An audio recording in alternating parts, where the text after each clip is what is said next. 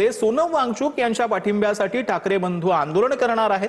19 तारखेला छत्रपती शिवाजी महाराज पार्क मध्ये ठाकरे बंधू आंदोलन करतील। राज ठाकरे उद्धव ठाकरे आंदोलनाला उपस्थित राहणार असल्याची देखील माहिती आहे। तर सोनम वांगचुक यांच्या पाठिंब्यासाठी 19 तारखेला ठाकरे बंधूंचं आंदोलन आहे। धर्मेंद्र प्रधान यांचा राजीनामा घ्यावा यासाठी सोनम वांगचुक गेल्या 19 दिवसांपासून उपोषणाला बसलेले आहेत आणि त्यांच्या या उपोषणाला पाठिंबा देण्यासाठी आणि त्यांच्या मागणीला पाठिंबा देण्यासाठी ठाकरे बंधूंचे आंदोलन होणार आहे। तर ठाकरेंच्या शिवसेनेच्या नेत्या सुषमा अंधारेंनी सोनम वांगचुक आणि अभिजित दिपके यांची आंदोलनस्थळी भेट घेतली आहे। ठाकरेंच्या शिवसेनेनं सोनम वांगचुक यांना पाठिंबा दिला। उद्धव ठाकरे आदित्य ठाकरे 20 तारखेच्या दिल्लीतील मोर्चात सहभागी होणार आहेत अशी माहिती सुषमा अंधारेंनी दिली।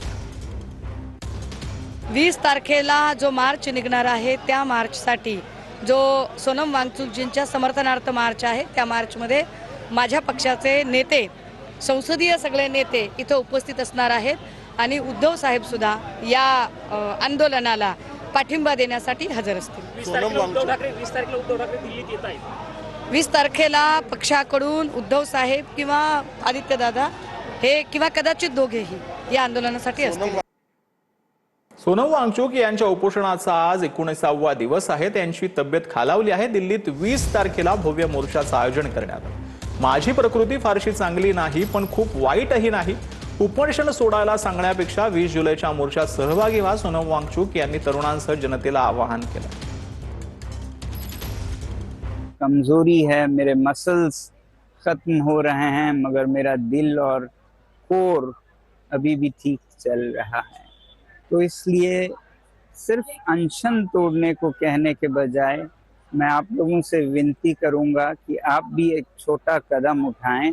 20 जुलाई को इतनी बड़ी संख्या में आएं कि एक संदेश सरकार को जाए कि आप इस नंबर पर मिस कॉल देकर बता सकते हैं कि आप आ रहे हैं और इस वेबसाइट पर भी अपना नाम रजिस्टर कर सकते हैं।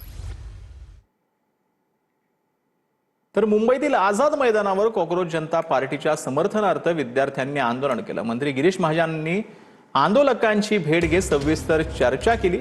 यावेळी मंत्री गिरीश महाजन यांनी विद्यार्थ्यांना त्यांच्या मागण्यांबाबत राज्य शासन सकारात्मक भूमिका घेईल असं आश्वासन दिलं। महाजनांच्या आश्वासनानंतर विद्यार्थ्यांनी आंदोलन स्थगित केलं।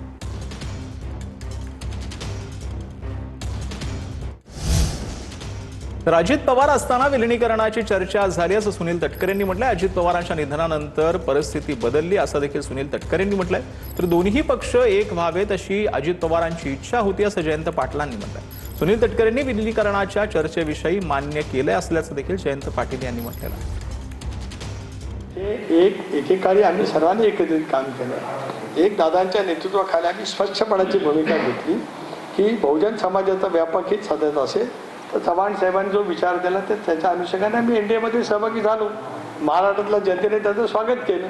आता मुद्दा आला विलिनीकरणाचा, तो दादा असताना चर्चा झाली की त्याच्याबद्दल होही म्हटलं, पण दादांच्या दुर्दैवी निधनाच्या नंतर तिथे इक्वेशनच सगळी बदलली। 7-8 महिन्यात ते अनेक वेळा माझ्या घरी आले। अनेक व्यक्तिगत प्रश्नात, संघटनेच्या प्रश्नावर आम्ही बऱ्याच चर्चा केल्या। मला प्रश्न विचारण्यात आला की ते काय येत होते, तर मी सांगितलं त्यांची इच्छा होती दोन्ही पक्ष एक व्हावे। आता त्यावेळी